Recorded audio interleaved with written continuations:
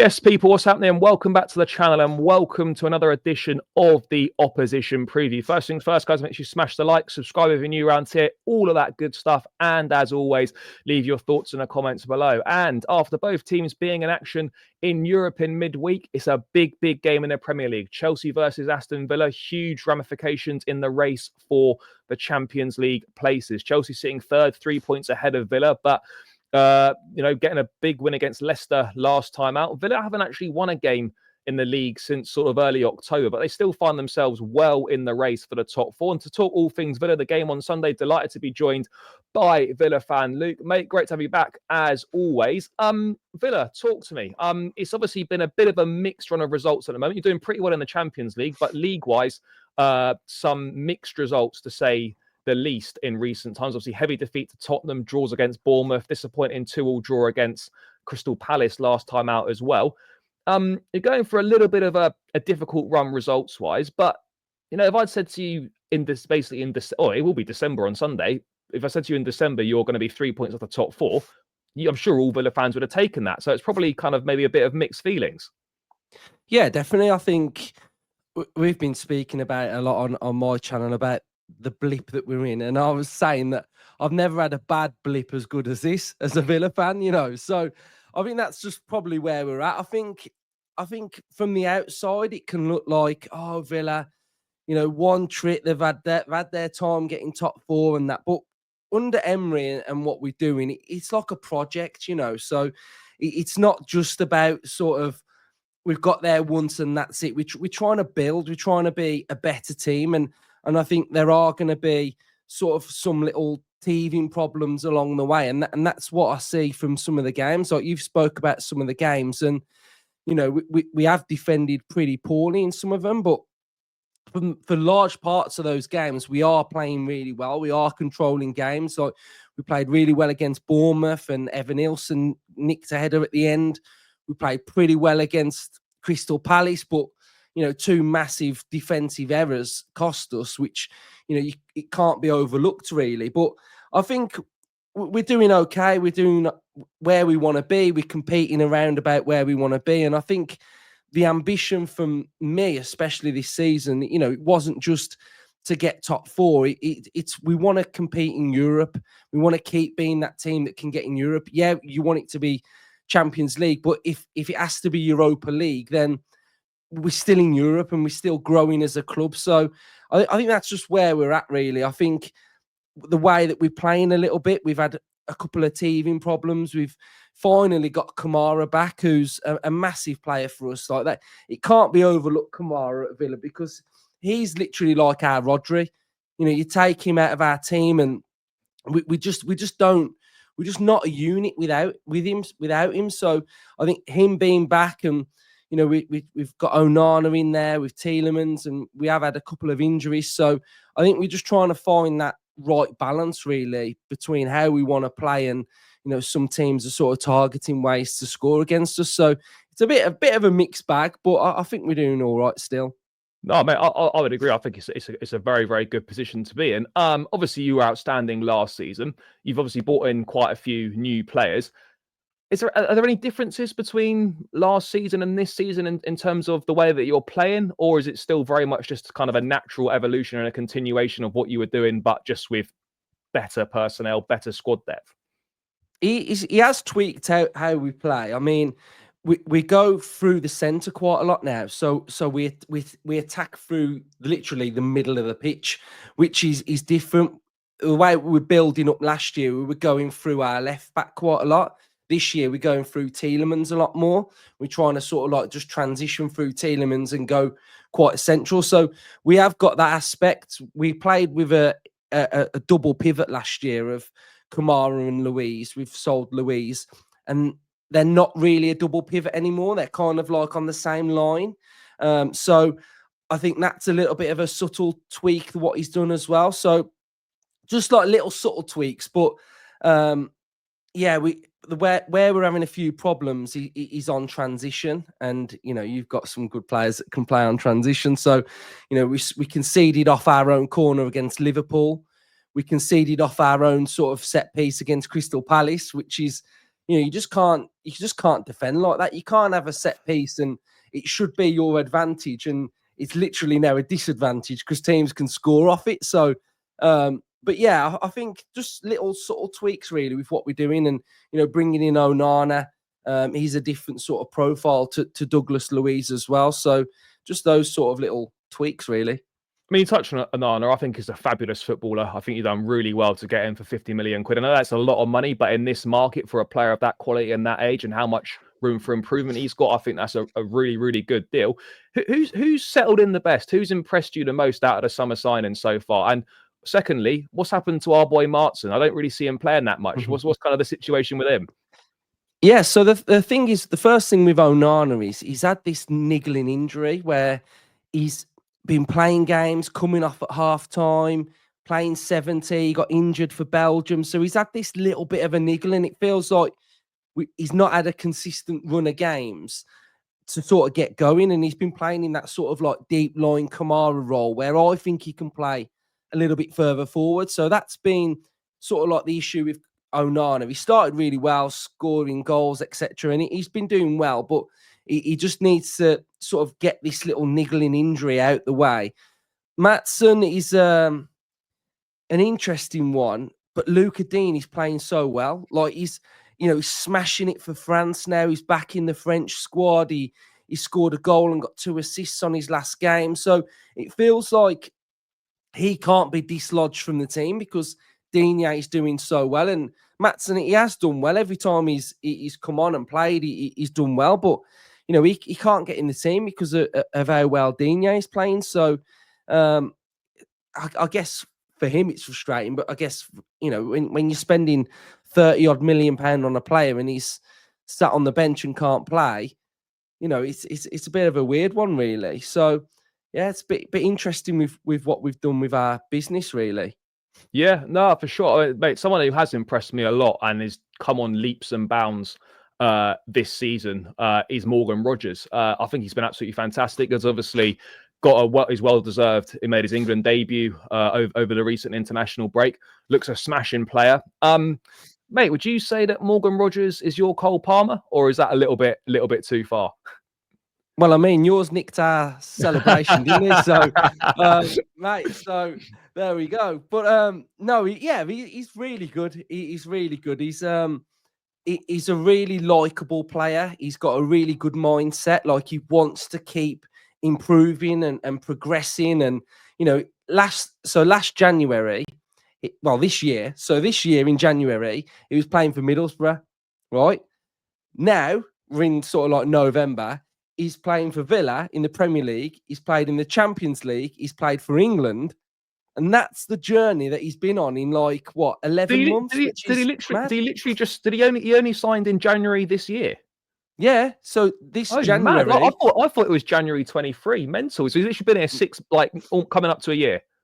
Yeah. So what a journey he's been on, and his progression and the way he's developed is really good. But he's far from the finished article. There's so many areas where he can get better, and he's finishing. He can get better at. His final ball, his decision making can get better as well. But he's been doing fantastic. I mean, the Arsenal game, it was our second game of the season. What he did to Declan Rice and Partey was just a joke, mate. They couldn't keep up with him. They couldn't get the ball off him, and he was really good. So yeah, he's a really exciting player, but he does need to add goals and the numbers, really, because when you probably look at it, you think, yeah, he's good, but he doesn't really have the numbers. But his performances for Villa have been really good. Yeah, no, mate. I'll tell you one thing I don't want to see is him hitting that celebration on Sunday. I remember it was at Villa Park last year, and I think he scored against us in that 2-2. Seeing him do the celebration against us, it's not the one. I definitely don't want to be seeing that again come Sunday. But yeah, no, he's a brilliant player, and like as you say, his story and his development in the last sort of 6, 7, 8 months has been absolutely ridiculous, and it makes you not even miss someone like Moussa Diaby, who was actually a pretty big contributor last season. I mean, you don't really miss him, do you? We do a little bit, I think. Yeah. Yeah, we've Bailey's been a bit out of form this season. he is getting better. He's coming back into form, and I think Matty Cash coming back into the team has helped. But Diaby's pace was good, and his overriding numbers, like his goal contributions and what he was contributing to the team. So I do think we do miss him a little bit, because with Bailey, the only sort of player that's pushing him is a young player called Jaden Philogene. So I think we do miss Diaby a little bit. Yeah, no, fair. I mean, if we throw it ahead to the game, obviously you've beaten us, I think, in the last 2 seasons at Stamford Bridge. So hopefully it's not 3 in a row. Wouldn't be an ideal scenario to find ourselves in. But how do you expect Emery to approach this game? How have you approached the sort of the big games away from? I know obviously you went up to Anfield and you lost, but I think you had chances to score in that game and chances to maybe get a positive result. How is he going to set up, and what can kind of Chelsea expect from Villa? I think he'll try and mirror the Spurs game a little bit. We got battered second half, so not that part of it, but really sort of making it quite difficult for you guys. We'll be in our 4-4-2 out of possession formation. We'll be sitting in there. We'll be trying to force you guys to go wide. Try and nick something on transition with Ollie Watkins, maybe ball over the top, which we've saw. He's really good at exploiting teams that sort of do play that sort of 3 at the back, 2 at the back, and the space behind fullback. So he's really good at doing that. And just try and grow into it and make it difficult. And yeah, that's just like an Emery sort of blueprint away from home against the top teams. So against Liverpool, we played really well, apart from our own corners, where what we conceded off. And then going into like the last 15, 20 minutes, I was thinking we can get something here. We can nick something out of this. We were creating chances. We had good possession. And then we just made an error off at one of our corners again and had an absolute mare. But, we've shown that we can beat anybody in this league. Last season, we beat City, Arsenal twice. So I think it will be difficult. I think you have got sort of like a real flexible system with runners. You've got a lot of movement. You've got a lot of players that can just peel off players. So I think that'll be difficult. So I do expect it to be a really difficult game. But I don't know. I think sometimes can you just try and catch someone a little bit cold when they're just going through the motions a little bit? I'm not sure. But I think, it will be a difficult game. And I think for Villa to get something, we've got to probably be sort of like 9-10s across the board, really. Yeah, no, for sure. I mean, look, I really like what Villa are doing. Yeah, not in the best form right now, but you're still right in the mix. You've still got very good players, still a big threat, and Emery knows how to manage these big games. You've obviously got 2 very good strikers in Ollie Watkins and John Duran. What have you made of Nicholas Jackson? I've been really impressed with him. I think his touch is it's gone up levels, hasn't it? I mean, that touch he had for the goal against Leicester was great. I've always felt like he can finish, but I just think sometimes it's lack of concentration or something. But he's really starting to find the net. Massive threat, but you've got a threat all over, haven't you? If you were a striker playing for Chelsea, it's an absolute dream, because you've got pace with Madueke. You've got players that can just slip a little through ball in, like Palmer, João Felix. You've got Cucurella who bombs on the left-hand side as well. So, he's sort of just got everything from every single angle going, hasn't he? So, he should be thriving, and he looks like he's flourishing under Maresca at the minute. Yeah, no, mate, he's definitely improved. His finishing has gone up levels from what we saw last season. Just generally, mate, what have you made of Chelsea? Because I think there was probably a lot of unknowns coming into the season, more players coming in the summer, kind of a rookie manager in Maresca. We've definitely exceeded, I think, pretty much everyone's expectations right now. Point off City in second, heading into December is definitely, way beyond what I think any Chelsea fans would have expected. Have Chelsea surprised you, and kind of what are your thoughts on us this season so far? I don't think I'm that surprised by you, to be fair. I think I looked at you at the end of last season and I thought, you turned a bit of a corner. You were playing really well under Poch, and I think Maresca's a really good coach. You don't win league titles if you're not a good coach, and that's what he did at Leicester. So, yeah, I've been really impressed. I think You've got so many good players. I think his system's really good. And I just think I always felt like you were going to sort of go back up the league and do really well, because look at the players you got. I know a lot of people sort of like joke about how many players you've signed, but you actually break it down and look at the quality of them players. They're all proper good. And I think Maresca deserves a bit of credit because he's able to sort of manage this squad. He's able to manage the Europa boys, and he's able to manage the Premier League. Everybody looks happy. And I think what he's been able to do as well with someone like João Felix, who was in the Europa Conference League squad, and now he's playing in the Premier League and starting games, it shows that if you do knuckle down, work hard, and get on the right track, then there's opportunities for every player to play major minutes. So I think he's doing a great job, and I think you will get top 4, I think, this season. Yeah, no, we're on track for it, and I believe we will as well. We just got to keep that consistency up over the course of the season, which obviously is the big question mark surrounding us right now. Mate, if you were to lose on Sunday, the gap would be 6 points between the two of us. Not insurmountable at all, but from an Aston Villa perspective, given the run that you're on, is this kind of just a must not lose game for you boys, or do you think you need to win it? Yeah, I think, well, take a point. I think a point would be a really good result for Villa away from home, having played in a Champions League game as well. I just think for Villa, you look at the league's so tight. I mean, we're 3 points behind you. I think we're about 8th or 7th. And so the league's so tight, and I think it's going to sort itself out probably around about January time, I think. I think everything will probably settle down a little bit. I think City will probably settle down a little bit, and Liverpool, or I think they'll probably have a few games where they don't win. I think Canate is a big loss for them. And I think you look at some of the teams that are in and around us, like Brighton, Brentford, Fulham, Forest. I think we'll be fine, really. I think, like I say, I think top 4 is like Villa's main goal that we want to try and get to. But I think if we finish like 6th place or 7th this year and still got Europe, that'd be a really good season. I mean, having gone through the Champions League as well. And I think the thing is the fact that we are doing really well in the Champions League as well. It's sort of like, it's going to be difficult to do it on both sort of stages, isn't it? I mean, I was hearing a lot of stuff about Newcastle going on this big run now. They've got favourable fixtures, etc., not in Europe.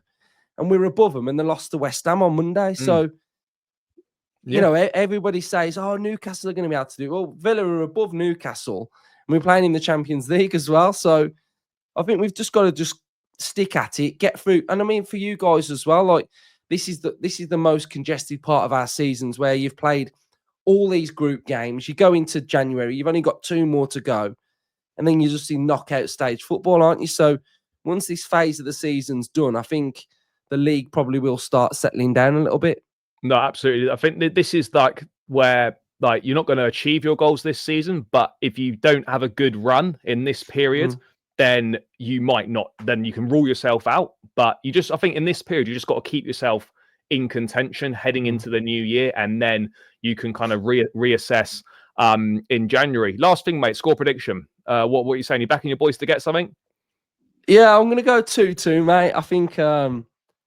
I think with Kamara back in the team, Onana, Emery said today that he feels like he's got a training session tomorrow. So I kind of gathered that he's probably going to make it by saying he's going to train tomorrow. So I think we've got pretty much a fully fit squad apart from Ramsey. So yeah, I think it'll be difficult, it'll be tight, but I think there'll probably be goals in this. And I think it'll probably swing a little bit as well, this game. Yeah, mate, I think it'll be a really good game.